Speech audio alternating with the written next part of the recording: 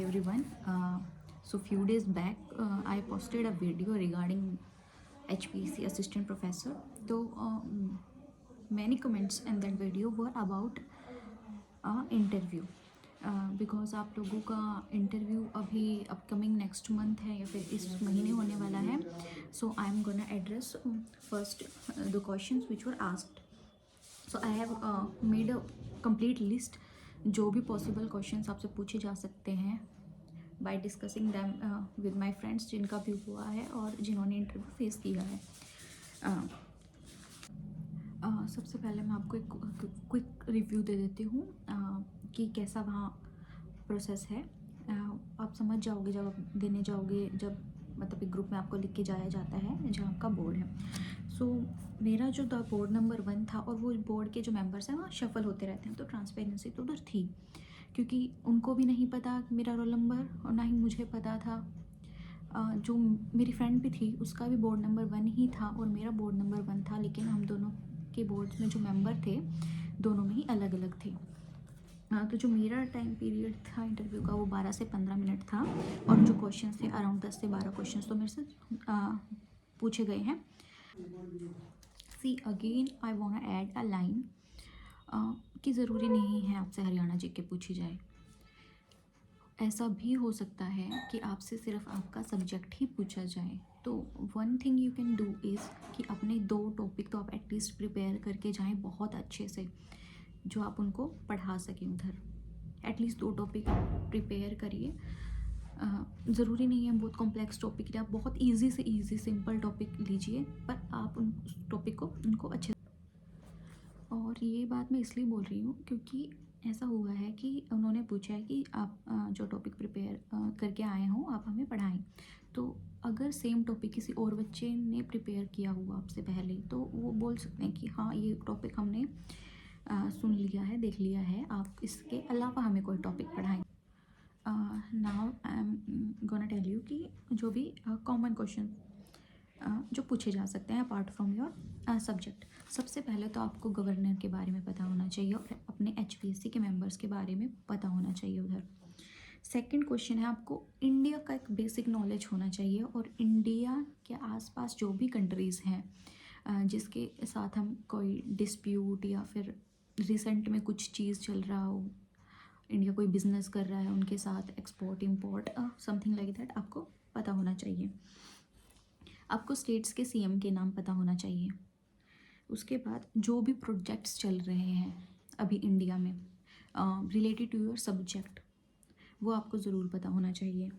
उसके बाद आप जिस सब्जेक्ट में PhD कर रहे हैं अभी, आपको अपना PhD का टॉपिक अच्छे से पता होना चाहिए. उसमें जो भी टर्म्स यूज़ हुई हैं या फिर उसके रिलेटेड टर्म्स अगर कुछ हैं तो आप प्लीज़ उसको करके जाएं, क्योंकि ये मेरे केस में हुआ था, मेरे से वो टर्म्स पूछी गई थी, इसलिए मैं आपको बोल रही हूँ.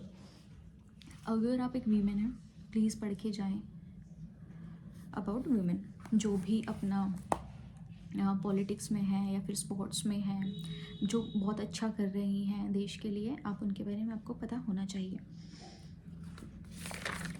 Next is abbreviation. जो भी हमारी एजुकेशनल एब्रीवेशन है लाइक नेट, गेट, तो आपको पता होना चाहिए. सिमिलर टू दैट और भी बहुत सारी एब्रीवेशन आप, मैं इसके लिए आपको रेफ़र करूँगी. आप जस्ट ChatGPT का यूज़ करें, आपको एक पूरी लिस्ट मिल जाएगी, तो आप एब्रीवेशन वहाँ से कर सकते हैं. उसके बाद है PhD कर रहे हैं तो आपको PhD की फंडिंग एजेंसी के बारे में पता होना चाहिए अदर दैन NET JRF. जैसे कि अपना DST करती है, स्टेट यूनिवर्सिटीज़ देती हैं, तो आपको उसके बारे में पता होना चाहिए.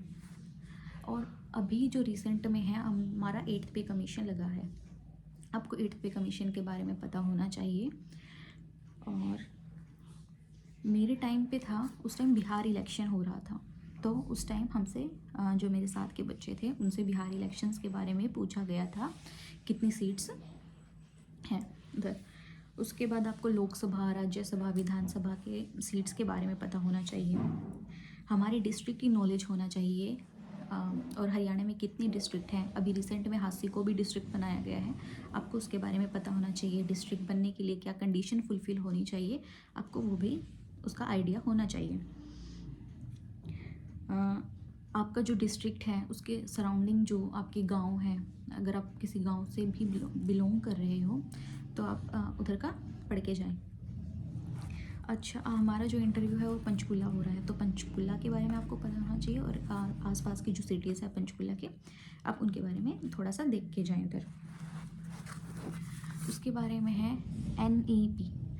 अब NEP की तो मस्ट है ये, आप बिल्कुल पढ़ के जाएं। NEP से बहुत बहुत क्वेश्चंस हुए हैं NEP से।